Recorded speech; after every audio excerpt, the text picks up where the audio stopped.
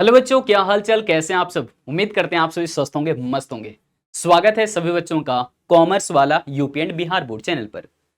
बच्चों, 5 सितंबर जैसे ही नजदीक आता है, हम सभी अपने गुरु के प्रति आभार व्यक्त करते हैं, क्योंकि हमारे जीवन में गुरु का विशेष महत्व होता है। गुरु सिर्फ किताबों के बारे में नहीं बताते, गुरु अपने अनुभवों से हर बच्चे को नए तरीके से सींचने का प्रयास करते हैं। बिल्कुल उसी प्रकार जिस प्रकार एक बीज लगाया जाता है, मिट्टी में दबाया जाता है और फिर उसे सिंचाई करके बड़ा बनाया जाता है, बिल्कुल उसी प्रकार से एक शिक्षक अपने बच्चों के प्रति अपनी भूमिका को समझते हुए एक बेहतर नागरिक और बेहतर इंसान बनाने की कोशिश करते हैं। तो हम सभी अपने शिक्षकों के प्रति आभार व्यक्त करते हैं, लेकिन हमने अपने शिक्षकों से क्या सीखा है, इन्हीं बातों को आज हम लोग इस वीडियो के माध्यम से समझने वाले हैं। हमारे जीवन में जितने भी शिक्षक हुए, उनके अंदर अलग अलग गुण, अलग अलग स्वभाव हैं।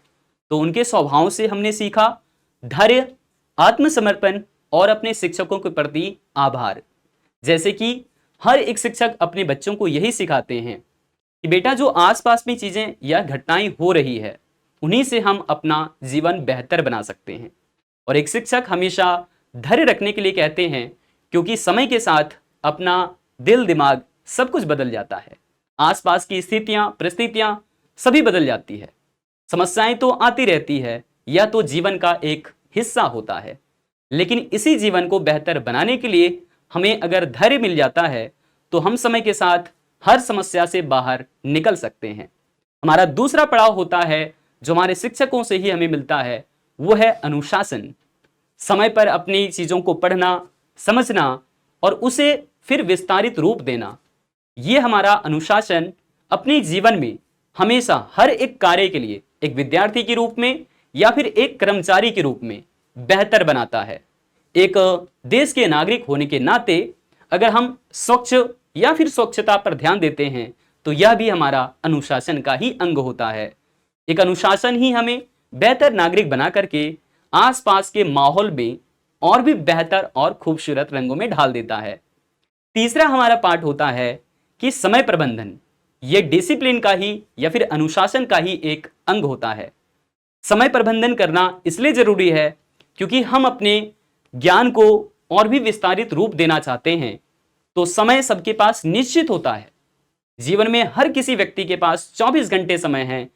कोई इसी से बेहतर इंसान बन जाता है और कोई इन्हीं समय को बेकार करके बेकार इंसान भी बन जाता है। हमें समय का प्रबंधन इसलिए भी करना जरूरी है क्योंकि समय सिर्फ एक बार आता है, किसी एक पल को बेहतर बनाने के लिए या फिर बदतर बनाने के लिए। हमेशा हमें सकारात्मकता के साथ बढ़ना चाहिए आगे, और इसी विश्वास के साथ हमें समय प्रबंधन करना चाहिए कि कल ये समय दोबारा से हमारे पास लौट कर नहीं आने वाला है। समय प्रबंधन इसलिए भी किया जाना चाहिए ताकि हम अपनी मस्तिष्क को एक अच्छा सूचना दे सकें कि हमारे पास बस यही है और इसके अलावे मेरे पास कोई अतिरिक्त सीमा नहीं है। समय को जब हम इतना बता देते हैं, तो हमारे मस्तिष्क को बिल्कुल बेहतर एक कार्य कर पाने में उसकी कुशलता की जांच भी हो जाती है, और हम उसी प्रबंधन के माध्यम से अपने कार्य को सुव्यवस्थित तरीके से भी कर पाते हैं। अपनी दिमाग को या फिर मस्तिष्क को बेहतर सूचना देना इसलिए भी जरूरी है क्योंकि कल करके हम किसी काम को टाले नहीं। कल करके काम को यदि हम टालने की कोशिश करते हैं, तो हमारे मस्तिष्क को यही एक सूचना जाता है कि यह काम हम आज नहीं फिर कल कर लेंगे। और तीसरी सूचना के बारे में जब हमने बात किया समय प्रबंधन, तो इतना ध्यान रखिएगा, समय के पास इतना समय नहीं होता है कि दोबारा से आपको समय देगा। और हमने अपने शिक्षकों से यही सीखा है कि जो करना है वो आज करना है। जो सोच रहे हो उस पर आज ही कर्म कर लो। फल की चिंता कभी नहीं किया जाता, क्योंकि आप जो कर्म कर रहे हो उसका फल आपको जरूर मिलेगा, धैर्य के साथ, समय के साथ। हमारे कुछ शिक्षक तो ऐसे भी हुए जिन्होंने हमेशा सहानुभूति और संवेदनशीलता को समझाया। हर बच्चा अलग अलग परिस्थितियों से आता है, उनके साथ जुड़ना, उनकी भावनाओं को समझना, उनकी भावनाओं को कदर करना, उनकी समस्याओं की पहचान करना और उनकी समस्या का पहचान करते हुए समाधान देना, यही हमें एक शिक्षक से सीखने को मिलता है। इसके अलावे हमारे पास होता है जीवन की कई सारी कठिनाइयां, और उन कठिनाइयों से बाहर निकलने के लिए कई सारे समाधान। और ये शिक्षक से जब सीखने को मिलता है, तो हमें लगता है कि सब कुछ आसान है। संघर्षों से जूझने की कला, क्योंकि बच्चे अलग अलग परिस्थितियों से आते हैं। एक जो चीज आपने पढ़ाया है, बच्चे उसी चीज को दोबारा से पूछ सकते हैं। यहां हमारा धैर्य और हमारा समय प्रबंधन दोनों काम में आता है। और जब हम किसी समस्या से लड़ने की कोशिश करते हैं, तो ना सिर्फ हम उन समस्याओं की पहचान ठीक ढंग से करते हैं, बल्कि समस्या को किस तरीके से हल नहीं किया जा सकेगा, इसे भी हम समझ पाते हैं। हमारे कई सारे शिक्षक ऐसे भी हुए जिन्होंने कहा कि ज्ञान के साथ अपने अनुभवों को लगातार जोड़ते चले जाइए, क्योंकि इनोवेशन या फिर नए तरीके जो आप समस्याओं को हल करने के बनाते हैं, वो आपको अपने ज्ञान से अपडेटेड रखता है। अगर आप ऐसा नहीं करते हैं तो समय के साथ चीजें आगे बढ़ जाती है और आप समाज में पीछे रह जाते हैं।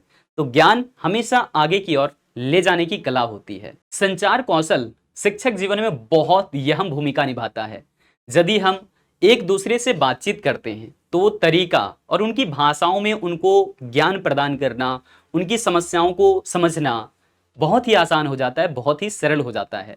तो संचार कौशल एक शिक्षक के जीवन में, एक बच्चे के जीवन में बहुत महत्वपूर्ण भूमिका निभाता है। निरंतर सीखना ये शिक्षकों की बहुत बड़ी जिम्मेवारी होती है।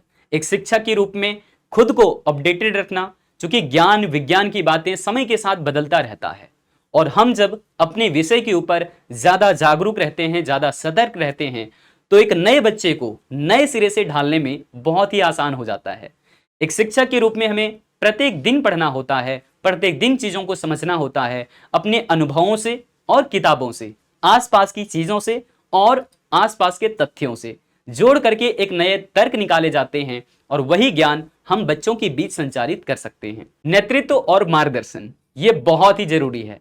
हम जब अपनी क्लासेस के अंदर होते हैं, बहुत सारे बच्चों के अलग अलग विचार होते हैं और उनके विचार कभी आपस में तालमेल भी नहीं खाते और कभी कभी तो बहुत बढ़िया तालमेल होता है। तो हम एक मार्गदर्शक के तौर पर उन्हें समझा सकते हैं क्या सही है, क्या गलत है, और सही गलत का पहचान करते हुए हम एक सही विद्यार्थी के नाते या एक सही शिक्षक के नाते या फिर एक सही नागरिक के नाते एक बेहतर इंसान बनने में एक बच्चे को मदद कर सकते हैं। आत्मनियंत्रण ये बहुत जरूरी है।